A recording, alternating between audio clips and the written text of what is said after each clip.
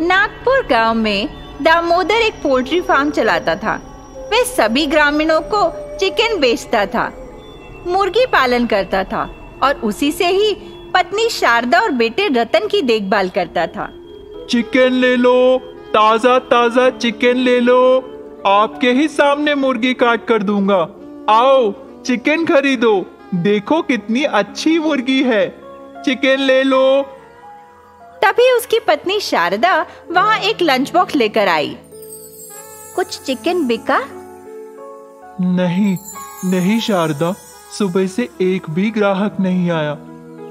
चिंता मत करो, आओ पहले टिफिन खा लो। रतन कॉलेज गया क्या? जी हाँ, वह चला गया, आपसे कुछ बात करना चाहता था। शायद उसके दोस्तों ने कुछ टूर का प्लान बनाया है, उसके लिए उसे पैसे चाहिए होंगे, मुझे ऐसा ही लगता है। उसे हमारी आर्थिक हालत का पता नहीं है ना, शायद इसीलिए उसका मन भी कर रहा हो। तुम उसे कुछ मत कहना, मैं देखता हूँ क्या कर सकते हैं। हाँ ठीक है, आप खाना तो खाइए। तुम उसे यहीं छोड़ दो, मैं बाद में खा लूंगा। शारदा डिब्बा वहीं छोड़कर घर वापस चली गई और अपने बेटे के बारे में सोचने लगी। दामोदर भी परेशान था क्योंकि सुबह से उसके पास एक भी ग्राहक नहीं आया। देखते ही देखते रात हो गई और दुकान बंद करने का समय आ गया। निराश दामोदर दुकान बंद करके घर वापस जाने लगा और अपने खाने का टिफिन एक भिखारी को दे दिया और घर वापस चला गया।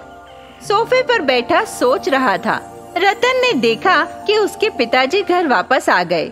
उसने अपने पिताजी से बात करनी चाहिए, पर देखा कि माता पिता उसी के बारे में बात कर रहे हैं। एक भी ग्राहक चिकन नहीं खरीदने आया। पता नहीं कैसे चलेगा गुजारा।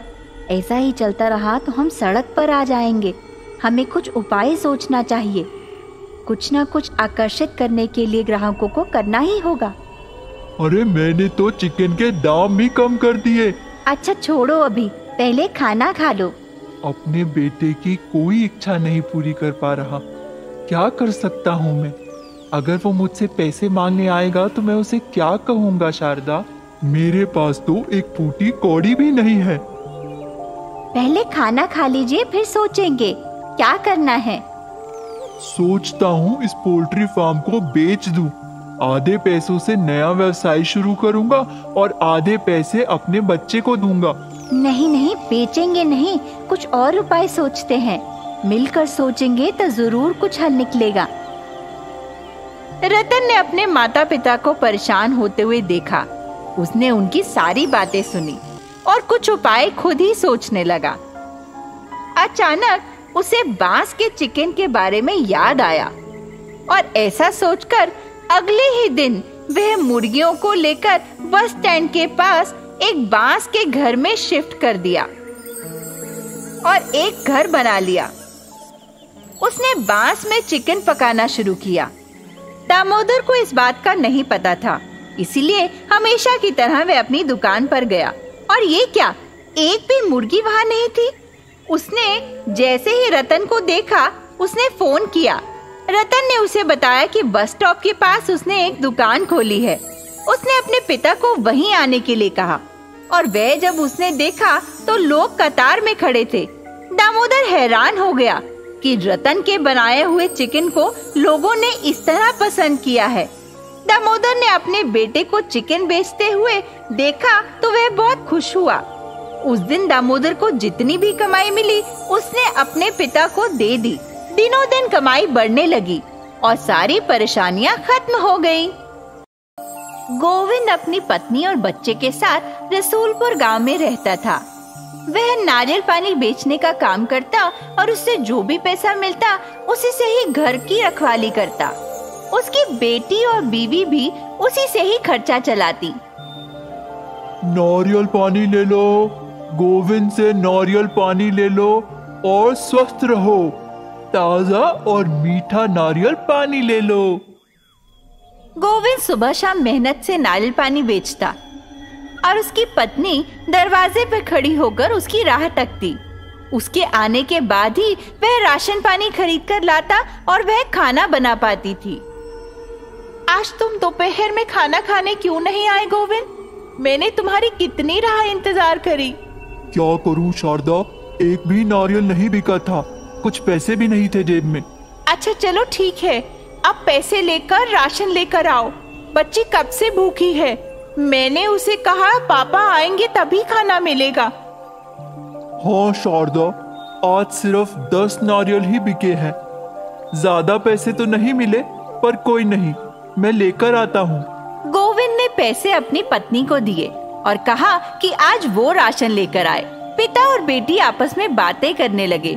इसी बीच शारदा भोजन का सामान लेकर आई और खाना बनाना शुरू किया। खाने के इंतजार में बाप बेटी गप्पे मारते रहे और बिटिया बिस्तर पे पड़ी इंतजार करने लगी। शारदा, मुझे लगता है कुछ और व्यापार सोचना चाहिए, ऐसे गुजारा नहीं हो सकता। हाँ, बात तो आप ठीक कह रहे हैं, पर क्या काम करेंगे? मैं भी यही सोच रहा हूँ। पहले अच्छी बिक्री होती थी, पर आजकल लोग खरीदते ही नहीं, पता नहीं क्या वजह है। समय का खेल है जी, समय के साथ साथ सब ठीक होगा, आप फिक्र ना करें। हाँ ठीक है, पर ऐसे गुजारा नहीं कर पाएंगे ना, सोच तो रहेगी ही। इसका उपाय कुछ सोचना ही पड़ेगा। इसी तरह दोनों पति पत्नी आपस में बातें करके सलाह करने लगे। उपाय करने की सोचने लगे कि अब आगे क्या करना होगा।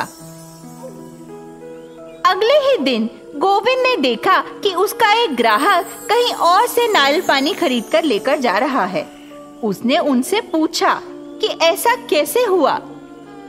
अरे सच कहूँ तो तुम्हारे नारियल पानी में बहुत मीठा है, पता नहीं कैसे, लगता है शायद मिलावट की गई है, इसीलिए हमें शहर के उस ओर जाकर नारियल पानी खरीदना पड़ता है।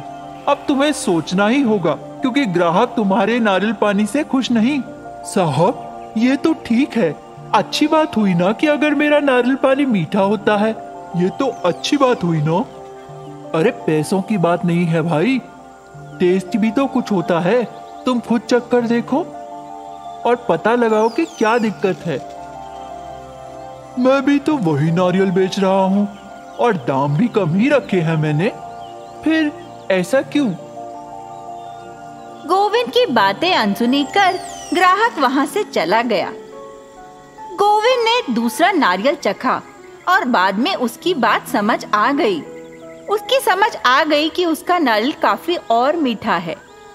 फिर भी उसने हिम्मत नहीं हारी, लोगों को आवाजें मारने लगा, पर ग्राहक एक भी नहीं आया और उसकी चिंता का कारण बढ़ गया।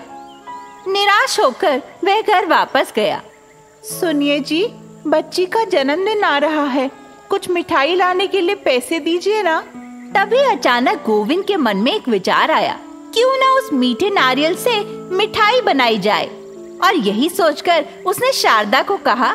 वह भी मान गई और गोविंद पड़ोस से उधार लेने के लिए गया।